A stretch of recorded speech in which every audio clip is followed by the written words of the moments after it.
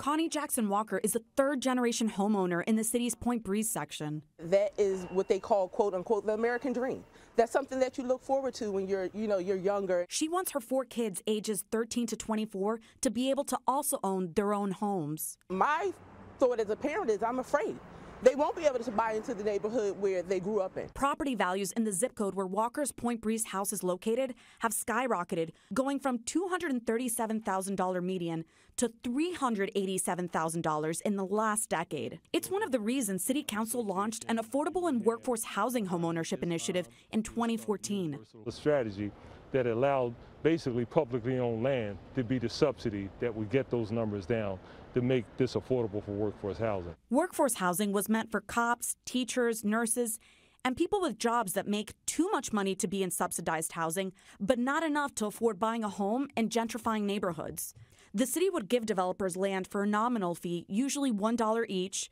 The developer then builds homes and sells them for what the city deems affordable, about $200,000. Buyers must have incomes under a certain threshold, in most cases $70,000. The reality is that it was a neighborhood-based focus in terms of how we were going to try to get people in that particular community. The majority of the people in there were African American. The NBC10 investigators reviewed deeds, public records, and information for the buyers of the 140 homeownership units that have been sold so far in Francisville, East Poplar, Grace Ferry, and Point Breeze. According to our review, the majority of buyers were white and of Asian descent. Lo and behold, we found out that there was a real challenge for a lot of people in some of these neighborhoods. Clark says they couldn't come up with the down payment money. And so the buyers for these neighborhood deals ended up being mostly young professionals from other parts of the city, the suburbs, and even out of state. Got lucky, for sure. Yeah. Where were you living before? I was living over around like 12th and Pine. The 25-year-old grew up in Doylestown. His next-door neighbor is a New York native who moved to Philly last year after getting her PhD in Austin. Then about 2 miles away, Lauren Voss owns another workforce housing unit. Prior to that, she was living with her parents in Montgomery County. Had you lived in the city before, or is this your first time? This is my first time. City officials and developers say that if the applicants are income eligible for the properties, they can't deny that person homeownership. It's a first-come, first-served situation. One of the developers we spoke with, Brennan Tomasetti of Trivetta Property Group, says she wants people from the neighborhood to buy the workforce housing homes. Part of the challenge in identifying and raising awareness in these communities is that these folks don't necessarily have homeownership on their radar. The other issue is trust. It's breaking down these barriers with the people in the community and letting them know that this product really is a wonderful opportunity for them. But fair housing advocate Angela McIver says the city needs to do a better job monitoring the program. If the benefit was originally designed to assist people based on income, you cannot ignore that race is a part of income groups. It's been that case for many decades. The city's landholding agency director says it doesn't ask for race or ethnicity data in its homeownership applications, so the city has no way to analyze the diversity of the program.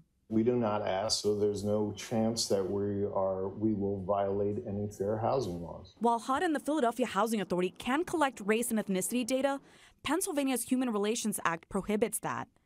And it leaves residents like Connie Walker skeptical of the program. They're not building for the African American child that has grown up in poverty. For the investigators, Claudia Vargas, NBC10 News. An effort to reverse a trend and help Black Philadelphians achieve the dream of owning a home. NBC10 investigative reporter Claudia Vargas takes us to Strawberry Mansion, where residents are helping each other get ready to become homeowners. Lifetime Strawberry Mansion resident Sherry Brown is getting the word out about homeownership. We want to have people with homes that will, create equity and they'll feel better about themselves. The flyers she is passing out are promoting a Habitat for Humanity homeownership program and information session. We want to get as many people in the pipeline to apply for those homes so that we don't get a lot of outsiders. An NBC10 investigation found that many of the buyers of these subsidized homes weren't from the neighborhoods where the homes were being built, an initial goal of the program. Some of the buyers were from the suburbs, and one had just arrived from Texas. It's about gentrification. They want us out. City officials and affordable housing developers like Brennan Tomasetti push back on that idea. It's a first come, first serve opportunity here, right? We certainly can't, if someone's qualifying for a home, we can't turn them away. The qualifications for the city's affordable and workforce housing homeownership initiative is strictly income-based. If you're either just under or just above the area median income, you likely qualify. But overall, the buyers of the city's homeownership program units have not reflected the demographics of the neighborhoods where the homes were built: Francisville, East Poplar, Grays Ferry, and Point Breeze. Fair housing advocate Angela McIver says that's a problem. What we've done so far doesn't seem to be effective. Just last month, the Federal Reserve Bank of Philadelphia released a report on the widening gap in homeownership between Black and white Philadelphians. According to the report, Black homeownership declined from 51% in 2010 to 47% in 2019. What's going to happen to the African American community as it continues to lose access to homeownership? That's the bigger question here. The city doesn't keep race or ethnicity data of homebuyers, but an NBC10 Investigators report showed that just 20% of the city's affordable and workforce housing homeownership buyers are Black.